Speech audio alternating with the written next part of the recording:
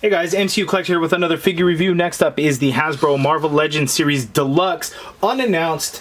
It randomly showed up at a Target somewhere in the Midwest or something, and it seems to be hitting all over the place. So my local Target actually got it. It's for their set date of October 2nd, so some stores will tell you they can't sell it yet because of the set date of Sunday or whatever it is, but you know, there's no street date, so you can actually buy it. So it's a matter on if the store's going to actually get it for you or not.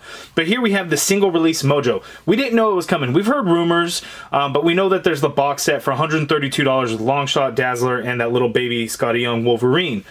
$132 for that thing. Okay, so MODOK would be expensive, but this Mojo would be expensive, but this guy's only $41.99. Correct me if I'm wrong, but MODOK was $50. So how is this thing only $42, but that box set is $132? Because it's a PulseCon exclusive, you know, San Diego Comic-Con-ish, quote unquote. I get that the packaging and stuff makes him a little bit higher priced, but the price disparity seems pretty crazy for this to be $42 and $90 more for that set where you get 2 figures, 3 super stretch if you include that Wolverine. So something's kind of up with it. It's a little bit different. This one definitely has a lot less paint apps to it. So this one's going to be a little plain Jane compared to that other one, but we're going to take a look.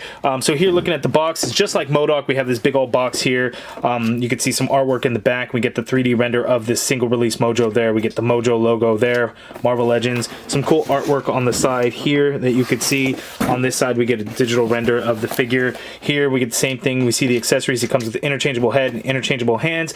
The bio reads, the interdimensional television impresario Mojo has his sights set on the X-Men as his next big stars, and he won't take no for an answer. So, pretty cool. Let's get right to it. We're going to open it up, and I'm going to show you guys a little bit of how it's packed in because we want to know plastic-free packaging. How does it work? I think MODOK had plastic. I can't remember. I mean, there was no window on the box, but I think it had plastic. So, I already opened the side of this. We just have bags of stuff, like, shoved in on the side. It's kind of crazy. So there's like a body piece, there's like some base piece, this looks like a big ass head. Holy shit, that's a huge head. And then like inside, let me see if I can light it up a little bit. Inside there's a tray and you can see part of it, so I'm just gonna have to pull this out and we'll see how it's all packed in there. Yeah, it's just kind of all in here. So there's gonna be a lot of assembly required to this guy, and I don't think it comes with instructions. We get this piece, but this is all like the legal mumbo jumbo stuff that's included with every Marvel Legends figure. So there's no instructions. So I'm gonna have to figure all of this out. So it's gonna be kind of like Build-A-Figure type stuff. We're gonna have to piece it all together, and I'm gonna get everything out of the bags, and then we will put Mojo together. Hopefully it's not too hard. We'll see. Okay, as you can see here, this guy comes in a bunch of different pieces. Holy moly. So we have here the 2 interchangeable hands, of course, so we'll put that off to the side. We have the 2 head sculpts here, and these both look pretty good. So we get the grinning one, and then we have the one with the tongue sticking out. That is pretty cool. All this silver on here for the wiring and everything, and I don't know if I'm losing my mind or I'm going crazy or how it is. I don't know if there's some kind of oily texture or chemical or something they put on there, but I feel like I see rainbowish colors like in the cabling and stuff. I definitely see it more so on this guy, and I feel like I'm losing my mind. I don't know if it's just reflective of color or what it is, but it looks kind of metallic and looks pretty cool. So we have the 2 head sculpts there, so we'll put those off to the side with the hands. We get these 2 hoses. We'll put that off to the side. We get this, I guess this would be like the back piece, lots of sculpted detail in there and everything. Here we have his upper torso with the arms already attached, as you can see there. That all looks pretty good. Here we got his big old fat belly, and it is like rubber, so it's soft, so you can actually like push into the body, so that's kind of cool. But as you can see, no liver spots on this guy. That's going to be the big difference between this one and the PulseCon exclusive box set. We got this piece here that goes up and around, and that looks pretty good. And then we have here his base, and the base is pretty cool. And similar to the Toy Biz Build-A-Figure, we get these clear little like things there, and those act as stands, and that looks pretty good because the Toy Biz Build-A-Figure had the same thing, but this guy had 4. We only get 3 on this new one. But look at how those legs are packaged in there. So it's going to be crazy in all the articulation that these guys can kind of do, because some of these, there's like point there, and then ball there, like multiple points of articulation on each one of these. That is pretty wild. So let's kind of put this together now. All right, so let's start off. We're going to put the body, well, yeah, let's start here. So there's different pegs, so you know exactly, you know, which side's going to be the front, because the different peg sizes on there. But we're going to put him onto the base like so. So it doesn't clip on, it just kind of goes on there. Let's do, so that's interesting. So it's not just a typical ball joint, that's a square peg piece.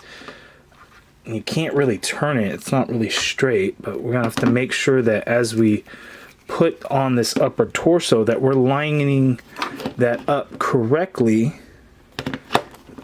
to port on in there. And I got it on there, but it's not. Okay, you could just kind of rest on there, I guess. That's, well, that didn't seem to work. Okay, hold on, let's see. Let me try again here. Yeah, no, it still doesn't clip in, so it still rests on there. And then this, does this just rest on there also? Like, you would want it to kind of clip, right? And I don't know if I'm giving it enough pressure on there. I think I got it. Yeah, okay, so I think so. So we're good there. Let's put this back piece on. So, okay, before I do that, we're gonna take a closer look. So look at all the sculpted detail in that wiring inside of there. The crazy part is that's not really gonna be seen once I port this on there. Like, you can't see that. So it's decent sculpting and stuff in there, you know, for something that's essentially never really gonna get seen. So that is pretty cool. So let's take a look at the back of his body. The sculpted detail, like you get the wrinkles where all the wiring and stuff goes into his body. That is all really cool. And that's gonna be pretty hidden as well. Pretty crazy, like here on the back and everything. So let's go ahead and put this on. Just kind of slips down and clips on there, nice and easy. Okay.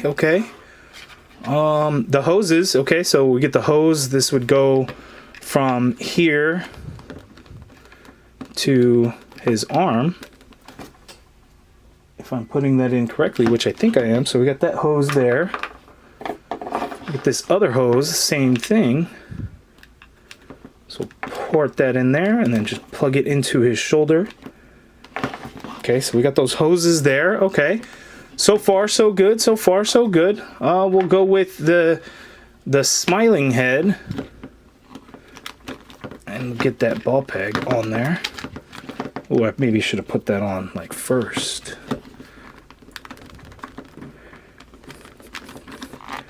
That torso wants to move around a lot when trying to peg this head on there.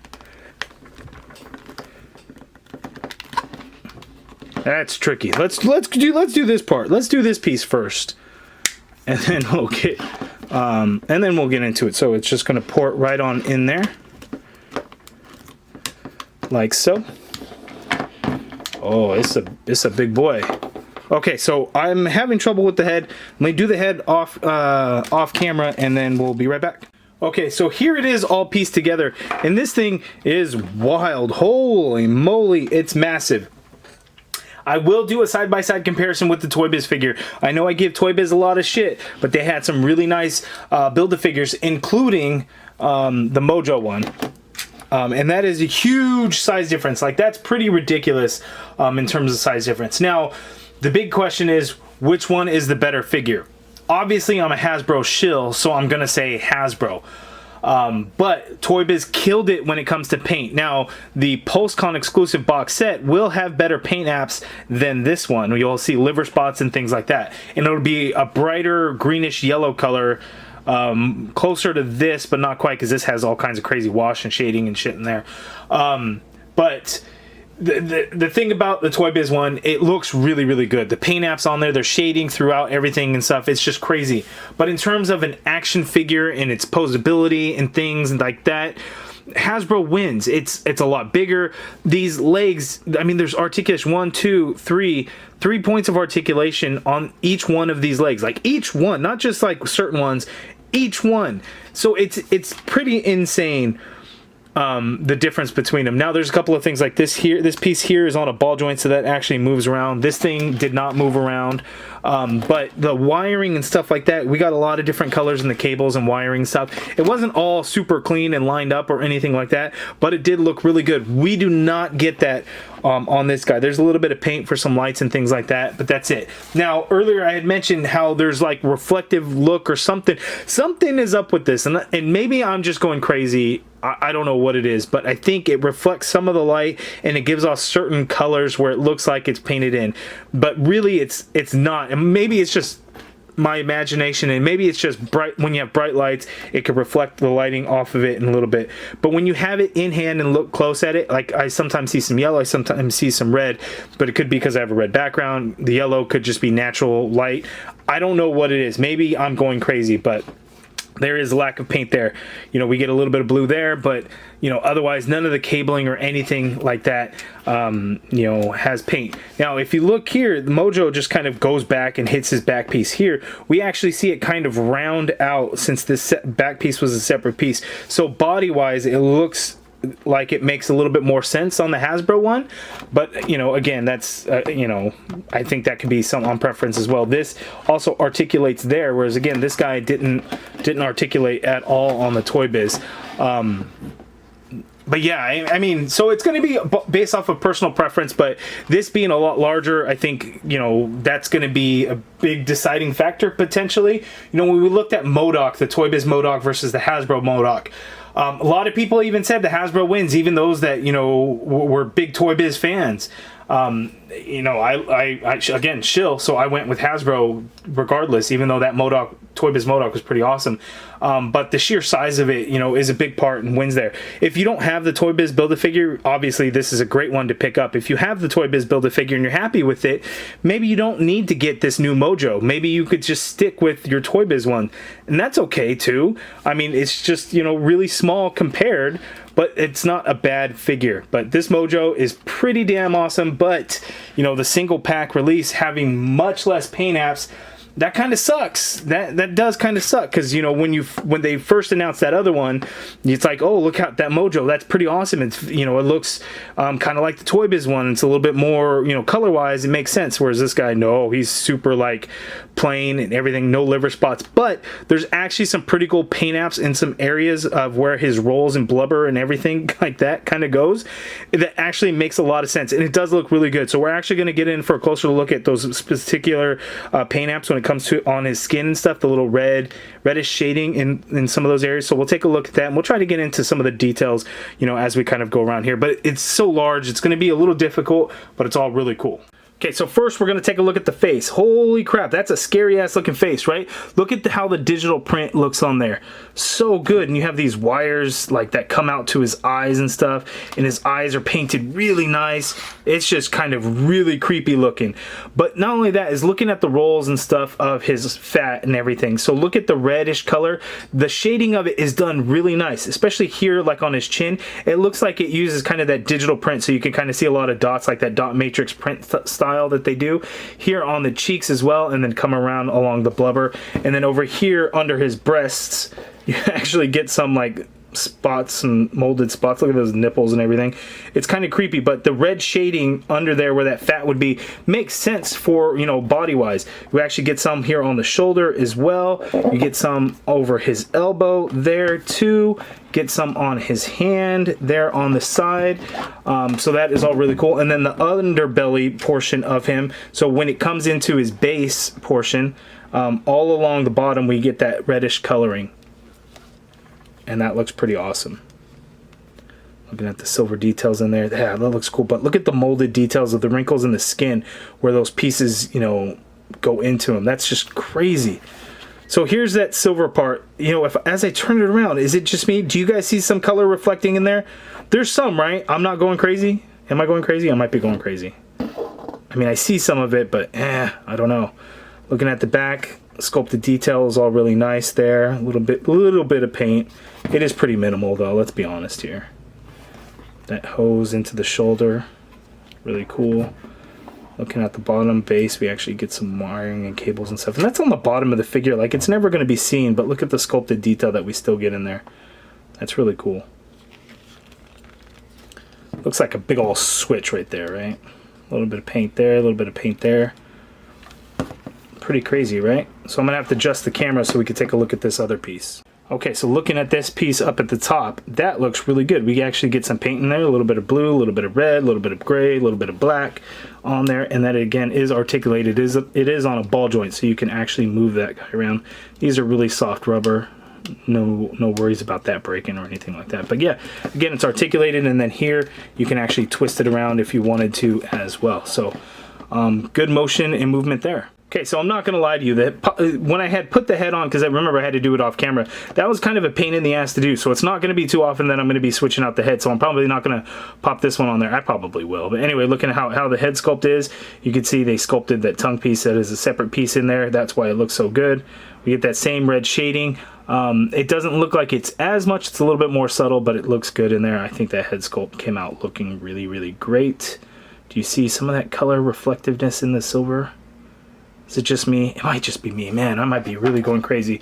And then we have the interchangeable hands here. So for his right hand, he actually has a pointing finger, and that looks pretty good. Creepy ass looking hand. Not painted fingernails. And I believe the PulseCon exclusive is going to have painted fingernails. And then we just have like this open holding hand. Otherwise, his left is just that hand there. And then the right is just that hand or the pointed finger. And let's see how difficult it is to swap out these hands. Not very difficult at all, just like swapping out any other hands, even though they're quite larger. So yeah, there we go.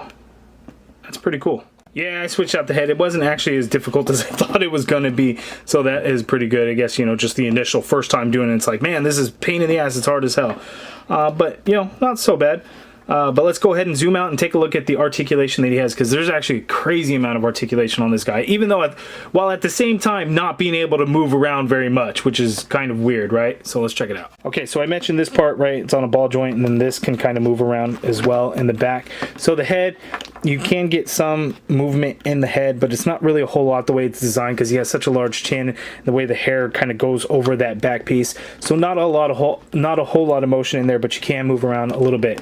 So the upper diaphragm joint, you can pivot to either side, so you can pivot that much. Coming forward is only a little bit, so you can actually get him to lean forward, as you can see there, and then you can get him to sit all the way back in there. These hoses, as you can see, you know, really easily come off, so you want to be careful with that. You can move it around a little bit while the hoses stay attached, but sudden movements and stuff, you're going to pop those hoses off. And for the purpose of showing the articulation, we're going to go ahead and do it without them on there. So the shoulder you can get to go all the way straight out. There is a full rotation in there, but again, it gets a little bit tricky because you have all these different pieces that it could hit.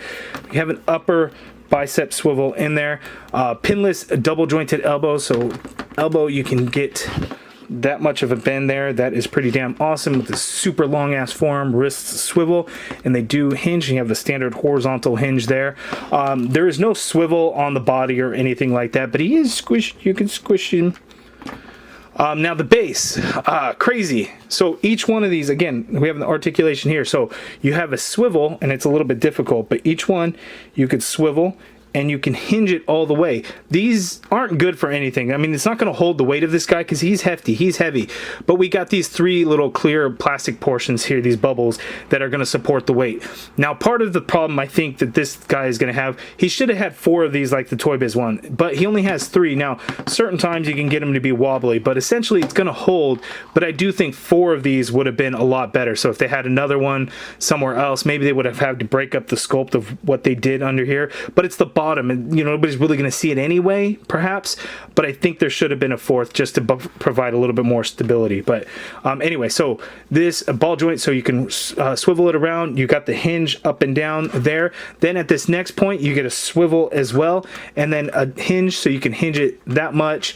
And then notice the design, you know, of the hinge, kind of how you have it. So if you like circle it around, you know, it's going to hinder the hinge a little bit. So you want to make sure that you maximize it there, so you get that much bend. And then again, here we have another swivel and then a full on hinge. So you can hinge it that way, you can hinge it that way. So again, these move around like crazy. Each one is going to be the exact same. So 3 on this side, 3 on this side. All points of articulation are the same. It's pretty crazy. So you can move them around as you need. Again, it doesn't actually support the weight of the figure. There's no way in hell that would work, but it's there. So then the next portion here, these claw arm parts, you can have it here in the front to kind of provide stability if that's what you wanted to, or you can have it kind of go out as like little claw pieces.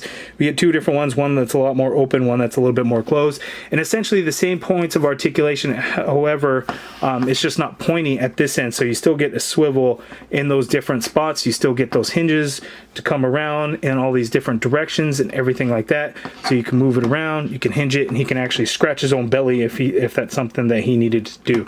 So that is pretty cool. So again, you can have those just kind of up and out, or you can have them face down to provide additional support if that's what you wanted those to do. So pretty crazy.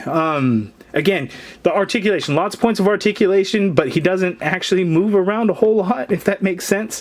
But lots of articulation there. So pretty cool.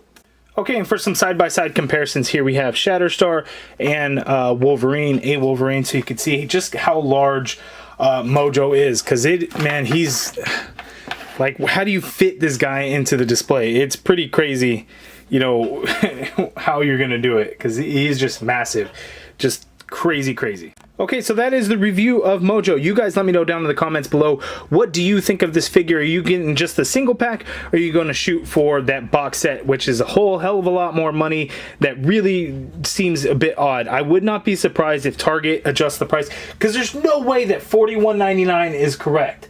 Like, it's an awesome price. You know, more power to Target and Hasbro. If that's the price it's going to be, that's awesome. At a time where everyone is bitching and complaining about the prices being higher, and I get it, right? Nobody likes to pay more while getting quote-unquote less. You're getting the same amount, but you're paying more. You're not getting less. So nobody likes to pay more. So for $41.99, that's awesome. MODOK being $50, it's like, well, should MODOK have been $50? Because I really feel like this guy should actually be a lot more than MODOK. Maybe I'm wrong on that, but I think he should be. You know what? Let's check a size comparison with Mojo and MODOK.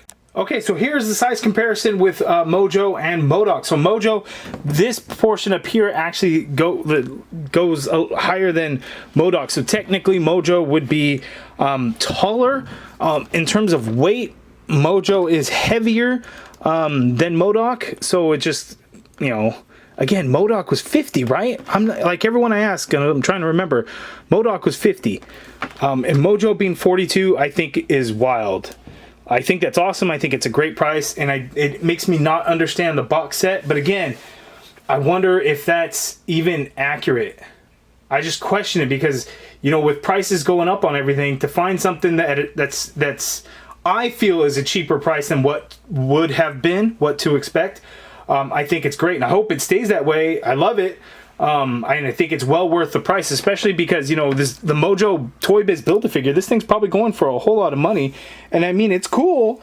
I mean, look at the paint apps. It's pretty awesome. But in terms of an action figure, the Hasbro one works out better. Does it look better? Not necessarily. Larger doesn't automatically make something look better. But it moves around better articulation and things like that. Whereas these legs just had the ball joint there. You know, they didn't support the weight either, but they didn't have, you know, articulated joints or anything like that. We got those little Mojo things there. That's cool. You know, and then the coloring of the cables and stuff was pretty awesome. But, you know, for me, you know, I'm all for this Hasbro version. I'll probably sell my Toy Biz version. But I think Mojo is awesome. You guys let me know down in the comments below, what do you think? Are you going to get the single pack, or are you going to go for the box set? Have you seen it at your Target? Have you been looking? The DPCI is 087169943. Be nice to the Target employees, because they have a reset coming on October 2nd. So that means it's probably sitting in the back until they do the planogram reset on starting the 2nd. So it doesn't mean that they're going to be ready on the 2nd, but chances are they're more likely to sell it to you if it's in the back after the 2nd, because then like, oh, well, it's supposed to be set, no big deal. They have weird rules about it. It's a pain in the ass. But shout out to the Target employee that went back there to look for it and brought one out for me. So it was pretty awesome. But you guys let me know down in the comments below, what do you think of the Mojo figure? I think it's awesome, and for 42 bucks, I think it's a big winner. If you guys are interested in joining the MCU Collective and becoming a channel member, hit that join button. If you guys like this video, please do me a favor, hit that thumbs up button. Subscribe if you haven't already done so, and as always, thank you for watching.